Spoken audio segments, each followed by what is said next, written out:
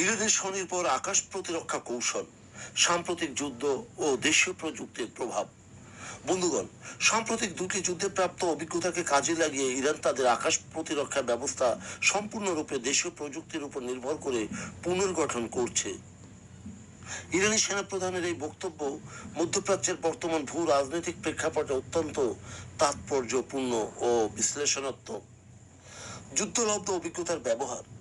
12 দিনের যুদ্ধ থেকে প্রাপ্ত শিক্ষা যে 40 দিনের যুদ্ধে প্রয়োগ করা হয়েছিল, যা কৌশলগত সুবিধা এনে দেয়। সেনাপ্রধান ব্রিগেডিয়ার জেনারেল আলী রেজা এলহামের মতে, সাম্প্রতিক সংঘাতগুলোতে শত্রুপক্ষের ফাইটার জেট ও আধুনিক ড্রোন ভূপাতিত করার ক্ষেত্রে এই কৌশলগুলোর ইতিবাচক প্রভাব দেখা গেছে। সম্পূর্ণ দেশীয় প্রযুক্তিতে রূপান্তর। অন্য দেশের সামরিক সহায়তার উপর নির্ভরশীলতা কমিয়ে ইরান শতভাগ জ্ঞান ও প্রযুক্তির উপর ভিত্তি করে সমরাস্ত্র উৎপাদন ও উন্নত করার নীতি গ্রহণ করেছে। সফলতা সিস্টেমের রিপ্রোডাকশন। সংঘাতের মাঠে যেসব আকাশ প্রতিরক্ষা ব্যবস্থা ভালো পারফর্ম করেছে, সেগুলো রিপ্রোডাকশন বা গণ উৎপাদন জোরদার করা হয়েছে।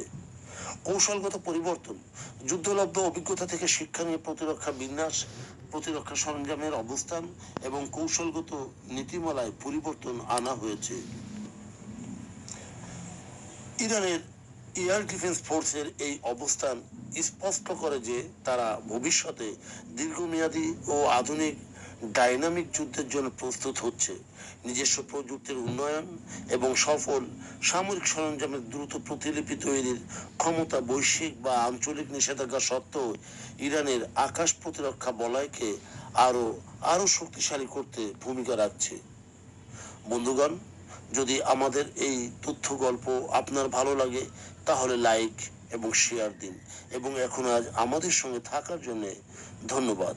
আমাদের ফলো দিন এবং সাবস্ক্রাইব করুন।